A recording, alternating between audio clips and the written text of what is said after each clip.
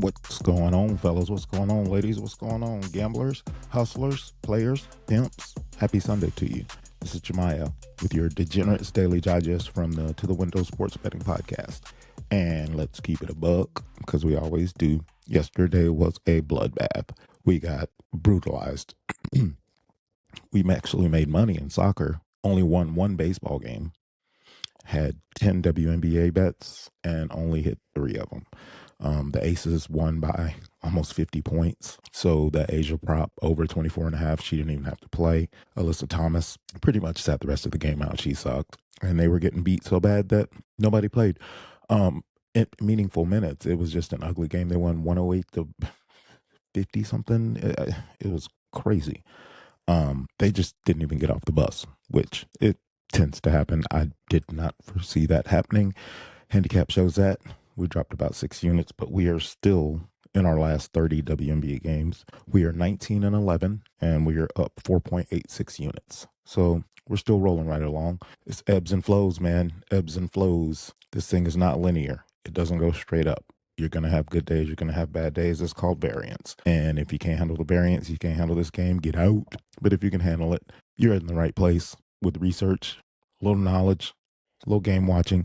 You can make some money. But do me a favor, man. I don't ask for anything from any of you that happen to tune in here, and you're tuning in because you got a little gamble in you. Take a second and like and subscribe. My name is Jemiah. I am the To the Window Sports Betting Podcast, where we get tickets to the window. We show you verified, audited, documented tickets of every bet we make.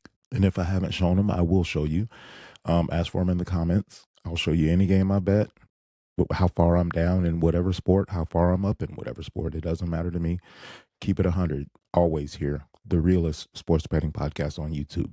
Let's get into today's slate, man. I'm not touching any baseball today because this is the day before the All-Star break, and these guys are checked out, literally checked out yesterday. Of all the underdogs, the Astros were the only one to come through. These guys are out of there. So we've got 4 games today in the W.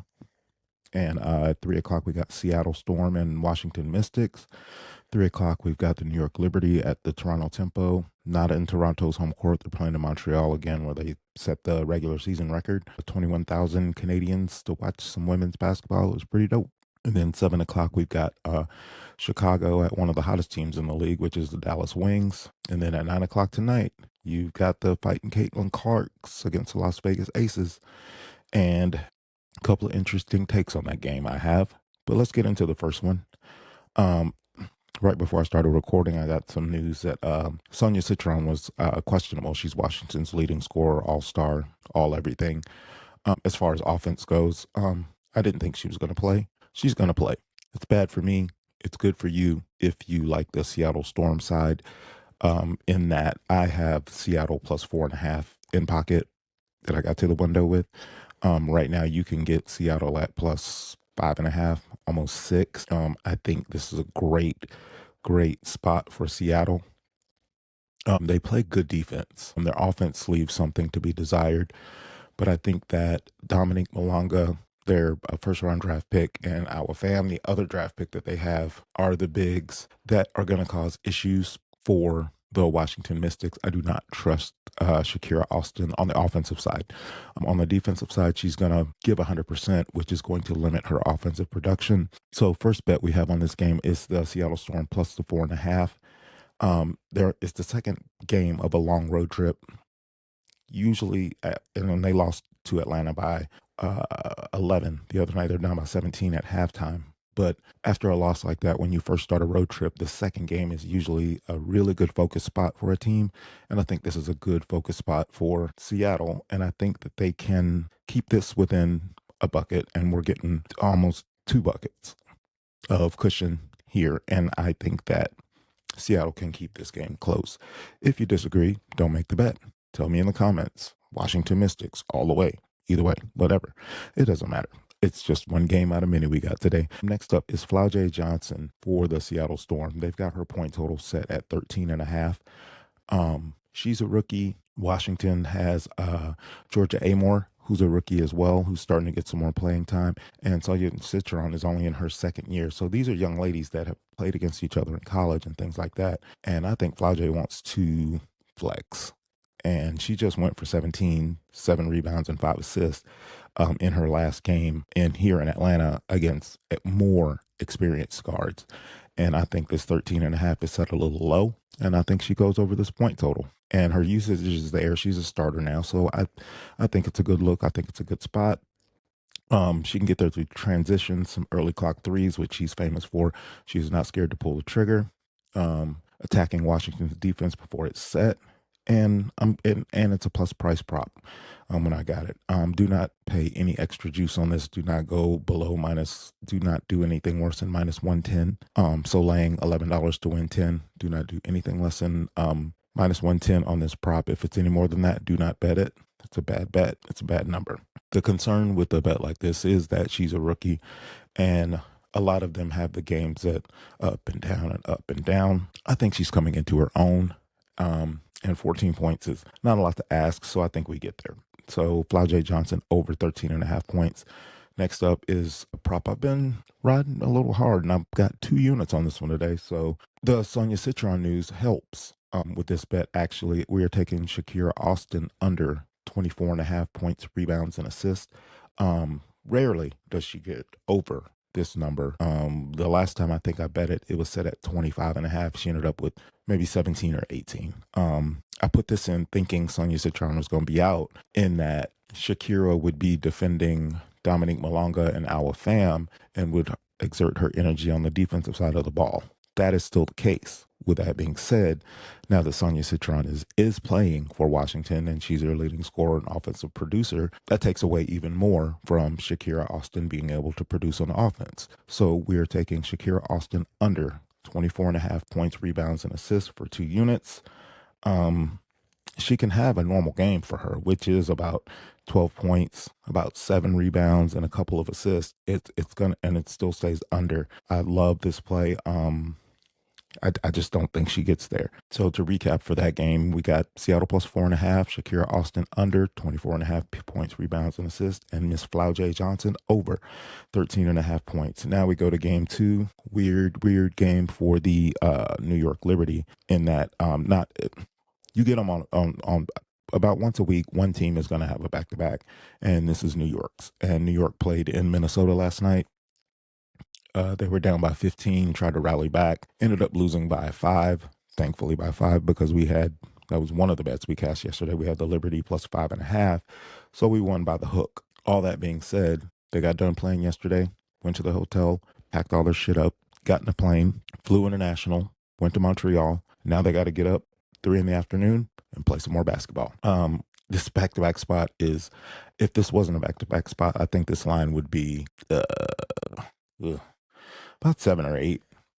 But I think my spreadsheet that I made factored in travel and rest and the advantage and things like that. So I have them as a 5-point favorite. Vegas has them. Some places you can find 7 right now. I'm betting all underdogs today, so you can find some better numbers by waiting to bet the dogs late, which I should have waited, but I wanted to get the info out to you lovely listeners who are liking the video and subscribing to the channel. I wanted to get it out to you as quick as I could, so hopefully you get a better number. I saw a 7 out there. I think I threw a 7 in on Bovada, but I don't, it's a super square book, so the juice was whatever, and I had money in there, so I took Toronto plus 7, but officially we are on Toronto plus 6.5 for 1.7 units. The case for Toronto is New York is still without Satu Sabali, Leone Fibic, and Pauline Astier is out as well. So Leone Fibic and Pauline Astier really affects their perimeter defense. This is where Marina Mabrey does her thing. And Toronto can win this game. Will they? No. New York has too much star power and too much experience, but getting more than 2 baskets in a position like this, them on a back-to-back, I just think that it's a good spot for Toronto, even though they are shorthanded. New York still has Breanna Stewart, Sabrina Ionescu, and Jonquel Jones. They've still got their superstars.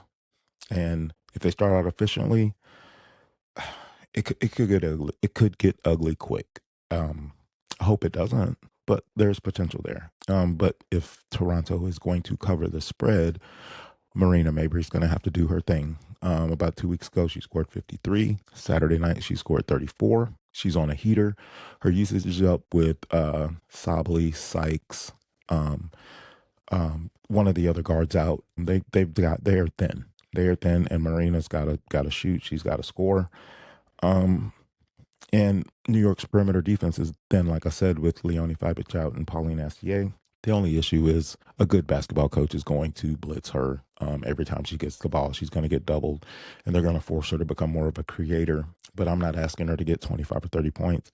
I'm just trying to get 21. And she hits a few threes, a couple mid-range jumpers, gets to the foul line a little bit, and she's a fiery competitor. After that loss on Saturday in front of such a big crowd, I don't think they want to go through that again. I think they want to put on a show for the people in Canada, and I think they will, and keep this game a little close. Will they win? Nah, no sprinkle on the money line on this one, but I would sprinkle the money line on the Seattle Storm against the Washington Mystics, just a sprinkle. So Marina Mabry over 20.5 points. Toronto Tempo plus 6.5 points. And we're on to game 3, which is Chicago at Dallas. This is the biggest section on the card. I'm on Chicago plus 9.5. You can find them at plus 10 because there's public money coming in on Dallas because Dallas has been hot.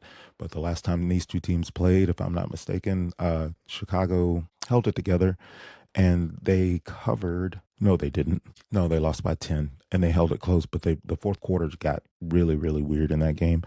So the spread is almost exactly the same. It's 9.5 and 10. And like I said, you can find 10 out there. I think this guy will keep it competitive. The drama with Skylar Diggins in the locker room and stuff like that, I think they kind of moved past that. Courtney Vandersloot is a great point guard. That's it. That's all. Skylar Diggins wants to take her ball and go home.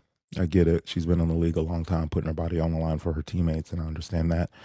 I just think that I just think Vandersloot's a better option.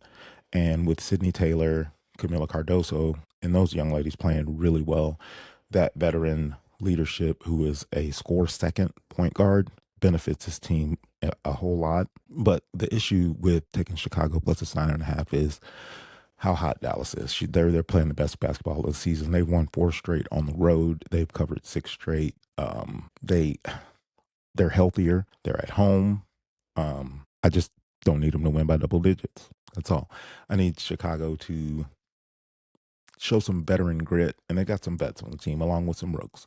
But I think show some veteran grit, be competitive, which they have been before. They almost beat the New York Liberty at home. They lost by 1 in a game when they had like a 7-point lead going late in that game, and they should have won that game. So 9.5, I think, is too many points. So Chicago plus 9.5, take that thing to the window. I'm also like the over 178.5. Dallas doesn't play a lot of defense. They gave up 95 to Toronto. Granted, they put up 108. This game, Dallas can probably put up 100.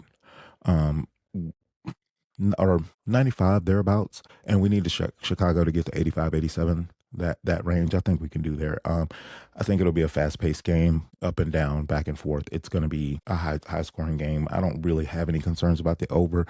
It's just not my favorite bet because sometimes shots don't fall in these weirdly timed Sunday games. So tread lightly on that, and if you can get a better number than my 178.5, if it goes down a little bit, go with it.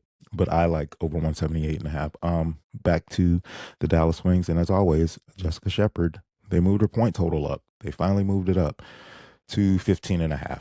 Yeah. So over Jessica Shepard, over 15.5 points. I was going to do her PRAs, but they set that thing at like 33 or 34, and that's too much. But last game, she had another triple-double, 22 points, 12 rebounds, 11 assists.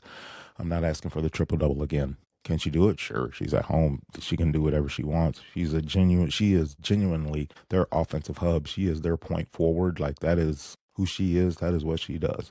She's on the post, offensive rebounds, a short pick and roll, trail player, screen and roll, handoff action. She is everywhere. The only issue with this is if she's dishing the rock really well, getting a bunch of rebounds, the points can suffer. But I don't see that. I think she's going to get over. I think she's good for 20 points in this game as well. Certain books, and I'll put a ticket right here for the Bovada bet I made where I could do points and assists. So I took Jessica Shepard's points and assists over 20.5. Same bet here. I took her over 4.5 assists. It's a little juicy, but I had to do it on the book that I was using with the quote unquote better odds. But We'll use Bovada to grade it. It's at minus 120. This is a hammer play for me. Over 20.5 points and assists, or just singly, you can take Jessica Shepard over 4.5 assists. I think she gets there. The rebound thing is a concern for me because Azurá Stevens, Elizabeth Williams, and Camila Cardoso is 6'7" and tough. So asking her, that's why I left the points, rebounds, and assists alone. And then next up is Paige Beckers over 21.5 points. She's coming into her own. I'm sorry, but Chicago doesn't have a guard that can hold this woman. She's got the size, she's got the footwork, she's got the pull-up shooting, she's got the mid-range game, she's got it all. Over 21.5 points is not a lot to ask. So Paige Beckers over 21.5 points. Take that to the window, catch that thing. And last game of the night, the fighting Caitlin Clarks against the Las Vegas Aces. I'm on the Caitlin Clarks plus 5.5, and the reason is Caitlin Clark is on a minutes restriction. She's only playing 20 to 25, so don't do any props with her. Do not do any props with Caitlin Clark. Also, Indiana is better as a team when she doesn't play. Go back and check the box scores. Go back and look at the numbers. Yell at me in the comments all you want. Ball don't lie. But my homie put that in a comment the other day. When I go on my little rants that Paige Beckers is better and will be better long term than Caitlin Clark, and that's a fact. Ball don't lie. Indiana is better without Caitlin Clark. She's a great player, yes. But as a team, this system, it works better without her. They almost went to the finals last year without her. And 25 minutes, good on that. Here's the thing. I think Las Vegas is on a back-to-back too. Yeah, Las Vegas is on a back-to-back too. They just beat Phoenix 106 to 58, which is nuts. Asia only played 25 minutes. Or that yesterday, yeah, but despite being on a back-to-back, the substitution patterns are probably going to be weird in this game, especially with the minutes thing with Caitlin Clark. So it's going to be a weird game, but I really like getting 5.5 points with the Fever, considering they just beat him. They beat them. The matchup just doesn't favor the Aces in this specific situation. And just because Caitlin Clark is coming back doesn't make her a full upgrade. It's just a partial upgrade. And 22 minutes is, yeah, I like Indiana plus 5.5. That being said, with her having limited minutes, I like Kelsey Mitchell over 22.5 points. She's averaging 27 points a game in the last 6 games. So I'm getting plus money on it. Caitlin's not playing a lot and limited Clark minutes, and she just scores. And again, the Aces guards aren't bad. They're just a little inefficient, in my opinion. So that's the game 4 script, and that's the card, guys. I'm going to run through it one more time for you. Game 1, Seattle at Washington. We're on Seattle plus 4.5. You can definitely find a better number than that. Plaude Johnson over 13.5 points, and Shakira Austin under 24.5 points, rebounds, and assists. New York and Toronto. We are on Toronto plus a 6.5. And we're on Marina Mabrey over 20.5 points. Chicago at Dallas. We're on Chicago plus 9.5. We're on Chicago and Dallas over 178.5. We're on Jessica Shepard over 15.5 points. We're on Jessica Shepard and Jessica Shepard over 4.5 assists. Find another book where you can combine points and assists and just do that. So in essence, it's Jessica Shepard over 20.5 points and assists, and then Paige Beckers over 21.5 points. And that's all for Chicago, Dallas. And last game of the night, we're on Indiana plus the 5.5 against Las Vegas, and Kelsey Mitchell over 22.5 points. Best model play for me, as far as my spreadsheet goes and all that shit, Indiana plus the 5.5. Best situational underdog, because we bet all underdogs, it's going to be Toronto plus that 6.5 with New York on that back-to-back. Best score prop is Paige Beckers over 21.5 points. Best plus money play on the card, if you're looking for some value, it's going to be Kelsey Mitchell over 22.5 points. The ones to be wishy-washy about, that Chicago-Dallas over. Who knows? Dallas won't get cold. Chicago can go ice cold and not score. And no, I still love the Shakira Austin play, so that's not even sketchy. But that's it, guys. That's the card. Don't bet what you can't afford to lose. The bet makes you sweat. You are not doing it right. Please take a second, like and subscribe to the video. It really helps me out a lot. Doing this for free, just for fun, to keep me sharp, keep me honest, keep it 100, and make people realize, not make anybody realize, but this gig is hard. It's not easy to be successful at this, especially when you're being honest about it. It's easy to get on and tout and lie and give your opinion on things, but That's enough from me ranting. WNBA all day today, baby. Let's get these tickets to the window. You guys have a great Sunday. Until the next one. If a bet makes you sweat, you're not doing it right. This is Jemiah from the To the Window Sports Betting Podcast. We'll see you guys next time. Love.